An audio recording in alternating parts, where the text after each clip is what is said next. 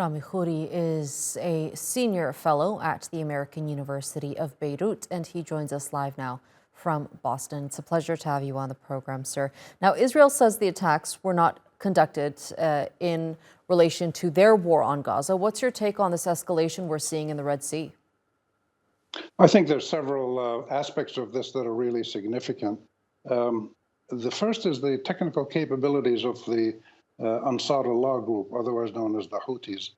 They keep developing their capabilities with drones and missiles. They also probably have stuff with the communications and other technology. The second thing is that this is clearly done, and they said it themselves, their spokesman said this was done because they're going to support the Palestinian people and they're going to interdict any Israeli-linked vessel from traveling through that area. And the third thing is that you have this happening while you have the, as your correspondent said, the attacks in northern Iraq, the U.S. attacks on pro-Iranian militias there, and you also have the Hezbollah and the Israelis and the Lebanese Israeli border exchanging fire. So you're seeing not a regional war, but regional expansion of the basic conflict in Israel and Palestine to other parts of the Middle East with occasional bursts of military action. And this is because people all over the region care about Palestine. They care about Palestine, and they don't want to just stand by and do nothing. They probably can't do much to cause the Israelis to stop doing what they're doing, or the Americans.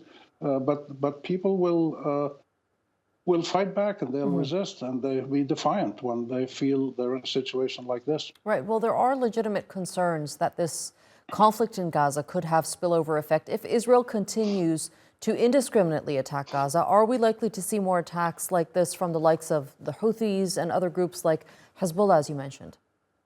I think that not only possible, it's very likely. It's already been happening. And Hezbollah announced very clearly about 3-4 weeks ago that they're going to take action against Israel commensurate with what the Israelis are doing in Gaza.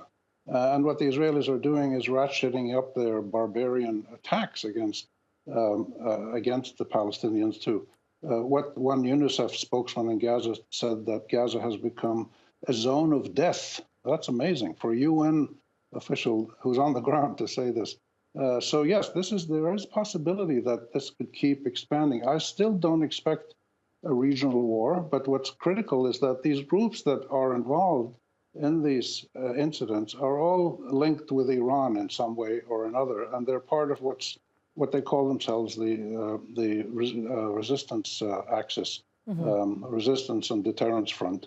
Right. So that's possible, but I don't expect a big war, but I think more of these kinds of incidents, yes.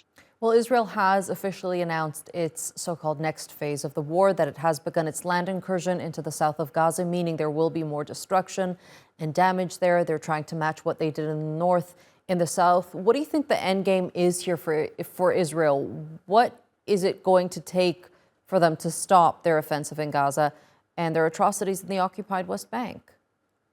I don't think they know, and I don't think anybody knows. What we can say for sure is that they were so traumatized by the October 7 attack that they just want to use all the power they can possibly muster to destroy and kill as many facilities and people as they can in Gaza, and just turn Gaza into a killing field and a desolate, barren desert. They have no problem with that.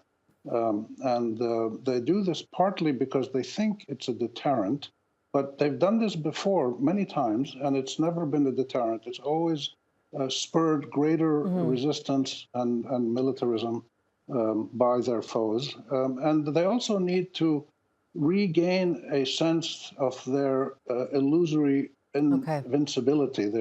Nobody can defeat them, nobody can hurt them, and this is how they do it. But this is really sick, and it's a shame. All right, Rami Khouri, unfortunately, that's all the time I have left, but it was a pleasure speaking to you. Thank you for being with us here on TRT World. Thank you.